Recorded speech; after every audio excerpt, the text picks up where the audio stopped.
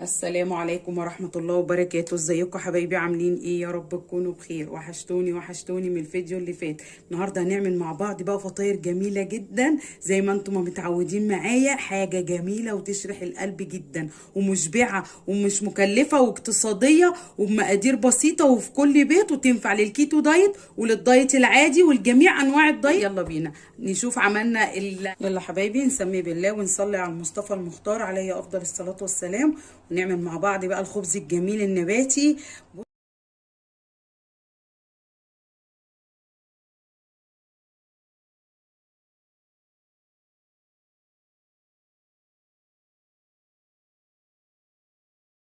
جدا انا حطيت ميه ولا مغليه ولا دافيه، يعني بين الاتنين.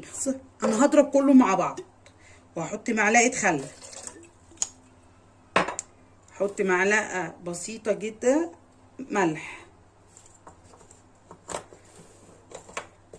وهحط معلقه كمون. المنكهات اللي انتوا عاوزينها بقى حطوها، مش عاوزين تحطوها براحتكم عادي. وهحط نص معلقه من البيكنج باودر. بصوا عملت فوراني ازاي. يلا يا حبيبي،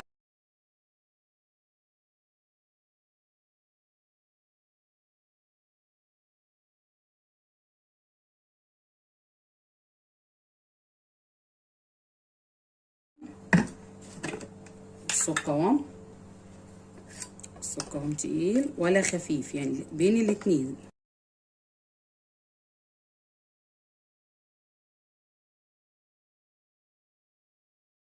عايزاها يبقى القوام كده، ما نزودش عن كوبايه الا ربع كوبايه عشان يبقى القوام تقيل كده. بصوا بينزل بالعافيه ازاي. يلا بينا على الطاسه. زيت خالص، ده من غير دهون، صدقوني هيبقى جميل جدا. الفطاير دي من الفطاير الجميله، انا عملتها معاكم كتير على القناه.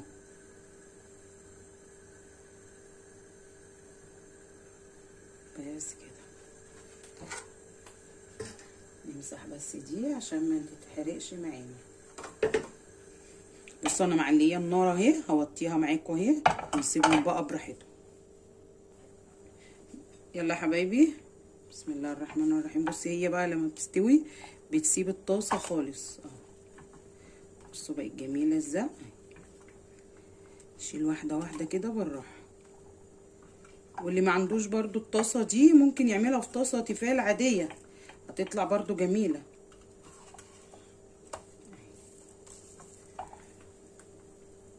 بصوا يا حبايبي، نشيلها بقى مع بعض كده. بصوا حاجه جميله جدا، ان شاء الله تعملوها وتعجبكم. بس هي سخنه مولعه ايه. يلا هعمل الباقي ونرجع مع بعض. بصوا حبايبي هنكمل بقى الباقي. بصوا هي عشان سخنه ما نحطش كتير عشان ما تمسكش في حته واحده. انا هسويها دي الوقت كلها.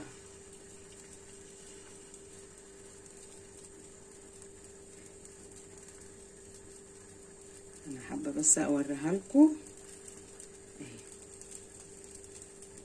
خلاص ما فيهاش، بس بنزل اخر ايه اللي في البتاع. خلاص كده، بس هشيل انا بقى دي عشان ما تتلسعش. بصوا اديني، بصوا خلاص كده اهو. صلي على هنقلب بقى محمد. ايه على الناحيه التانيه كده. بس دي انا سبتها شويه، معرفش ان هي ايه. بصوا اتلسعت مني ازاي. حبيت برضه اوريها لكم عشان انتوا تخلوا بالكم، رغم اني موطيه النار خالص. بس هي بصوا. يلا الحمد لله.